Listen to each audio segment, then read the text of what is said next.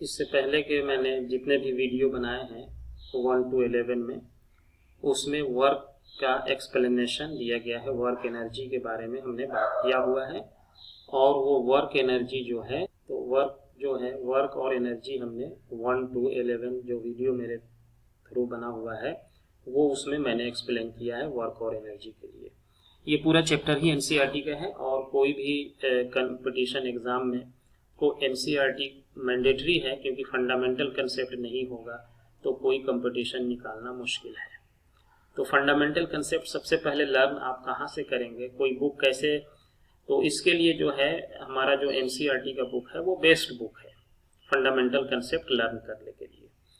तो उसी के बेसिस पे मैंने 1 to 11 वीडियो बनाया हुआ है वर्क और एनर्जी पे। डिफरेंट टाइप ऑफ वर्क और डिफरेंट टाइप ऑफ एनर्जीज की बात की, फिर मैकेनिकल एनर्जी के कंजर्वेशन की बात की, फिर जो है बहुत सारे न्यूमेरिकल्स उस पे हमने डिस्कशन किए। आज हमने बात करना है पावर पे। पावर क्या होती है? तो power is defined as the time rate at which work is done और एनर्जी इज ट्रांसफर्ड। सो आप किसी काम को, या कोई भी व्यक्ति किसी काम को कितना तेजी से करता है, कितना फास्ट करता है उस काम को, वो उसका वर्क कहलाता है, वो उसका पावर होती है। यानी कि जो हमारा पावर है किसी भी ऑब्जेक्ट के लिए, अगर हम पावर डिफाइन करें, किसी power equal to work done by time, या इसको आप कह सकते हैं एवरेज पावर है, ये वर्क डन बाय टाइम है। इंस्टेंटेनियस पावर भी हम डिफाइन कर सकते हैं। द इंस्टेंटेनियस पावर को कैसे डिफाइन करेंगे कि ये इंस्टेंटेनियस पावर हमारा जो डिफाइन होता है ये है dw by dt। Rate of change of work is called instantaneous power. जब ये टाइम इंटरवल हमारा बहुत स्मॉल हो जाए तो यही इंस्टेंटेनियस हो जाता है। जैसे कि वेलोसिटी के केस में भी आपने देखा था, इंस्टेंटेनियस वेलोसिटी क्या होता है, dx बाई dt होता है। ये इंस्टेंटेनियस वेलोसिटी कहलाता है, या सिंपली वेलोसिटी भी कहा जाता है। तो अब हम इसको जो है पावर को और थोड़ा ब्रॉड अप्रोच में देखते हैं। तो ये पावर क्या है आपका, अब ये मैंने अभी यहाँ लिखा P इक्वल टू dw। तो dw means force dot dr कह दीजिए, या dx कह दीजिए। ये r क्या है, हमारा पोजीशन वेक्टर है, एंड डिवाइडेड बाई ये dt हो गया। तो dr बाई dt क्या हो जाएगा, ये वेलोसिटी हो जाएगा। तो यानी कि इसको हम लिख सकते हैं f डॉट v, यानी फोर्स और वेलोसिटी का डॉट प्रोडक्ट क्या हुआ, पावर हो गया। वेयर v इज, ये v क्या है, ये हमारा इंस्टेंटेनियस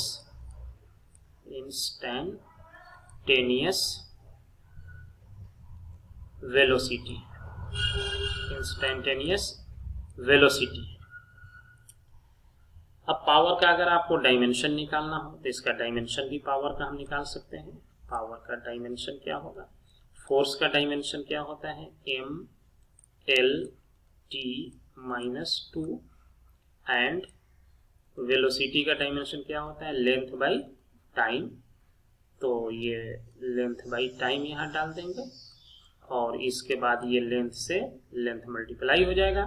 तो m l का पावर 2 और t का पावर -3 हो जाएगा। तो इसका डायमेंशन जो है m l स्क्वायर t का पावर -3, यानी कि इसका डायमेंशन मास में 1 है, लेंथ में 2 है, और टाइम में -3 है।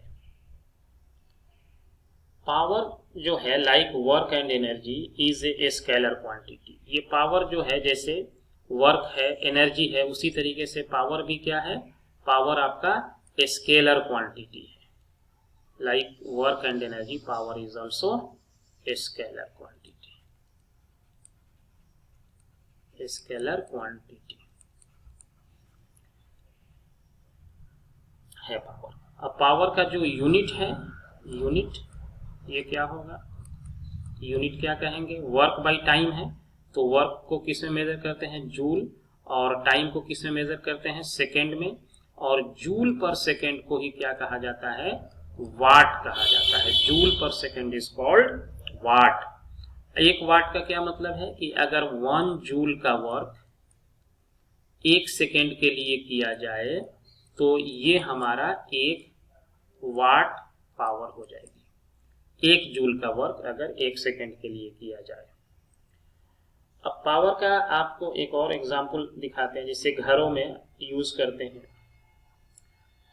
जो बल्ब आप यूज करते हैं उसको हम पावर के टर्म में एक्सप्लेन करते हैं कि उसको कैसे आप पावर, उसका इलेक्ट्रिसिटी का, बिजली कैसे हम मेजर करते हैं। एक और यूनिट है पावर को मेजर करने के लिए, हॉर्स पावर कहते हैं। 1 HP इक्वल टू 746 वाट होता है। ये एक हॉर्स पावर है, यानी कि एक हॉर्स का जो पावर है, एक घोड़े का जो पावर है, वो क्या करते हैं 746 वाट के बराबर होती है ये पावर।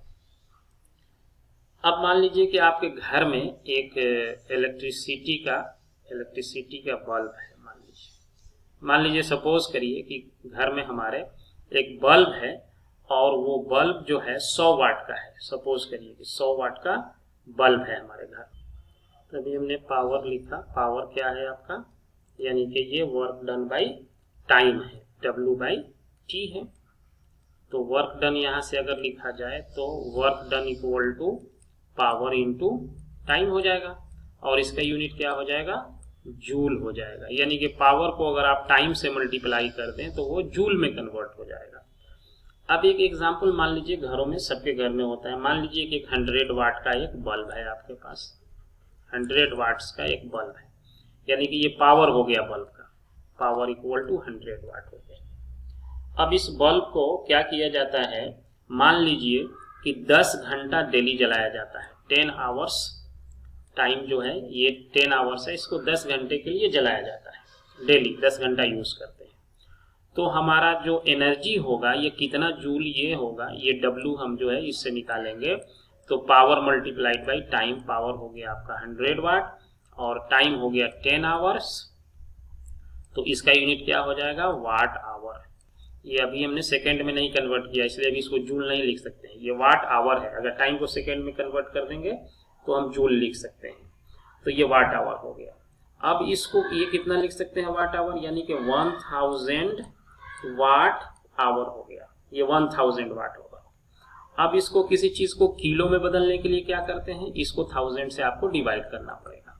तो 1000 डिवाइडेड बाई 1000, तो ये किलो वाट आवर हो गया। ये 1000 से 1000 कट गया, इसका मतलब है कि ये 1 किलो वाट आवर हो गया।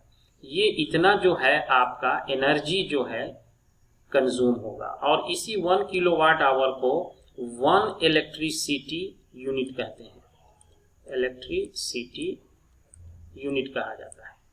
यानी कि एक बल्ब को अगर आप जो 100 वाट का है 10 घंटे जलाते हैं तो 1 यूनिट इलेक्ट्रिसिटी आप खर्च करते हैं। अब इलेक्ट्रिसिटी का जो कॉस्ट है, 1 इलेक्ट्रिसिटी यूनिट जो है, 1 इलेक्ट्रिसिटी यूनिट आप खर्च करते हैं। तो इलेक्ट्रिसिटी का जो कॉस्ट मान लीजिए 5 रुपये यूनिट है, तो आपको 5 रुपया पे करना पड़ेगा अगर आपने 100 वाट के बल्ब को 10 घंटा एक दिन के लिए जलाया है। तो ये सिर्फ एक दिन के लिए, तो 1 किलो वाट आवर हो गया। 1 kilo watt hour equal to 1 unit of electricity होता है, 1 किलो वाट। अब इसको मान लीजिए अगर आपको जूल में कन्वर्ट करना पड़े एनर्जी को, W जो मैंने यहाँ लिखा है 1 kilo watt hour, 1 kilo watt hour. तो किलो हटाइए, 1 इंटू 1000 से मल्टीप्लाई कर देंगे तो ये किलो हट गया। ये वाट तो रहेगा ही, मल्टीप्लाइड बाई आवर है 1 घंटा। इसको सेकेंड में बदलना पड़ेगा। तो सेकेंड में कैसे बदलेंगे, 60 मिनट हो गया, फिर मल्टीप्लाई कर देंगे 60 से, तो ये सेकेंड हो गया। तो ये क्या आ जाएगा हमारे पास, इसको जब हम मल्टीप्लाई करेंगे 36 पे 2 0, 3 0 और ये वाला हो जाएगा। तो इसको क्या कहेंगे, वाट इंटू सेकेंड, और वाट इंटू सेकेंड को ही क्या कहते हैं, जूल कहा जाता है।